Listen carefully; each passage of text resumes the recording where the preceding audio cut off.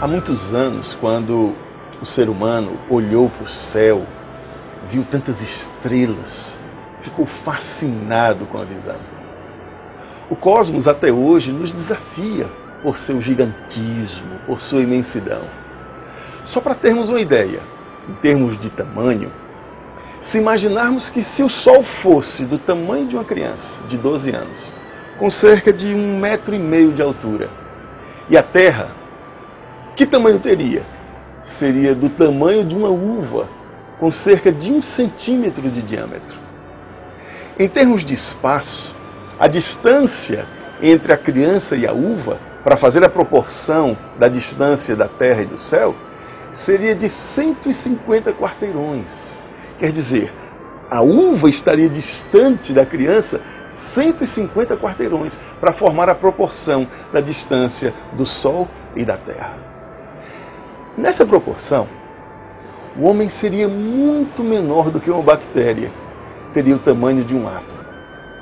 O universo é de proporções gigantescas. Nossa galáxia é apenas uma fagulha na imensidão do universo. Os antigos tentavam entender o sentido dos milhares de pontos luminosos que eles viam, que habitavam o céu. Eles observavam a noite sendo presidida pela lua e o dia sendo presidido pelo sol. Desde essa época, o homem ficou desejoso de voar, de conhecer a amplidão, a imensidão do universo.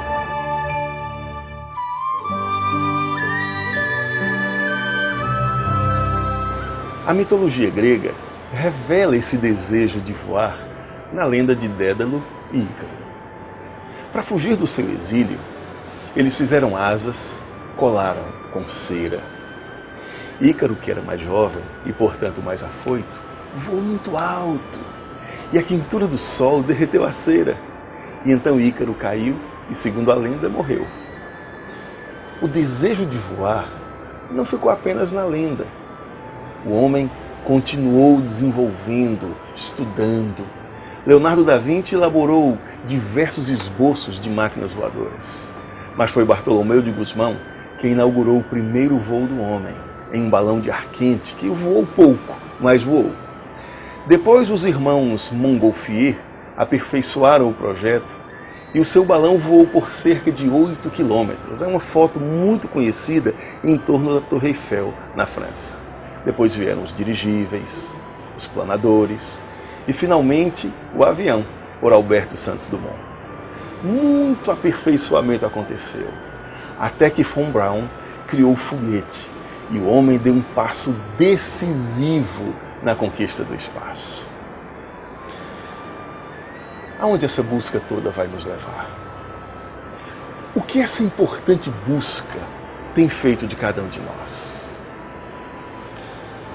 Nós precisamos parar um pouco, pensar que tão grande e complexo quanto o universo, quanto a imensidão do cosmos, é a alma humana, o nosso universo interior, cheio de luzes, cheio de escuridões, repleto de obviedades e ao mesmo tempo com tanta complexidade. Cabe aqui o questionamento do poeta. Parece incoerente que o homem tenha explorado o universo na busca de conhecer a imensidão, mas ainda não conhece a si mesmo. Todos nós temos uma alma. Todavia, nós não sabemos muitas vezes o que fazer com ela.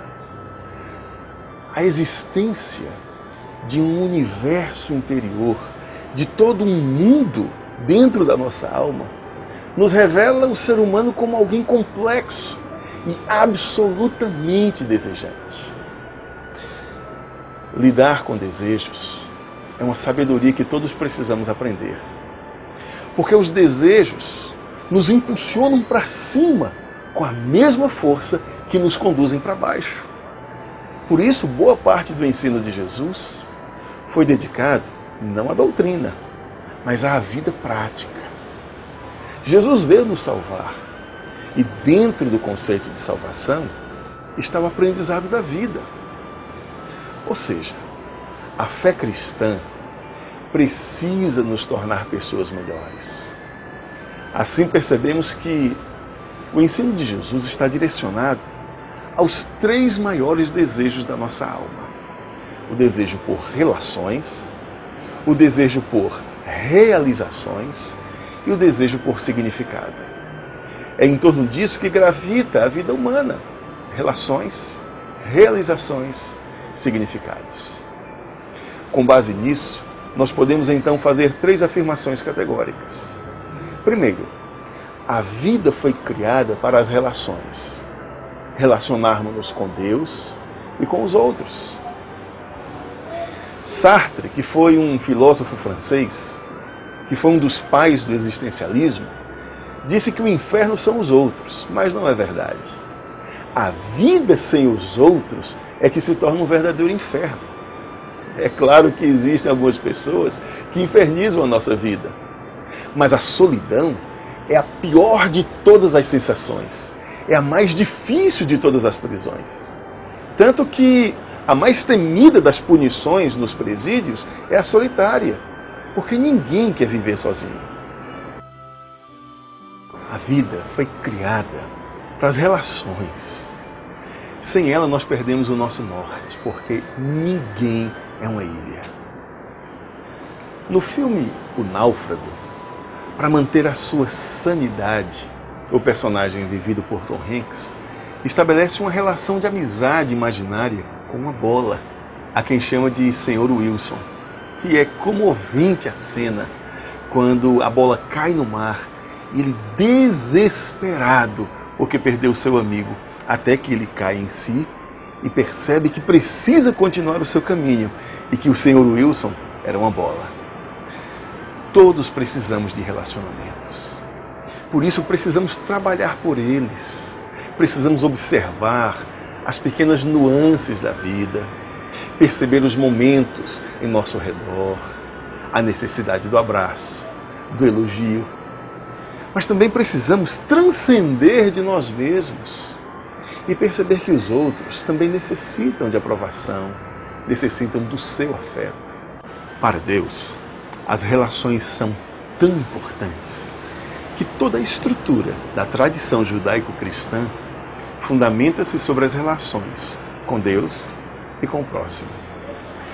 Um dos principais textos da religião judaico-cristã é o Decálogo, mais conhecido como os 10 Mandamentos.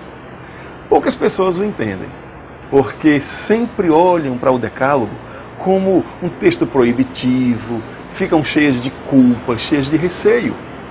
Mas o Decálogo é um texto absolutamente positivo e rico de significado.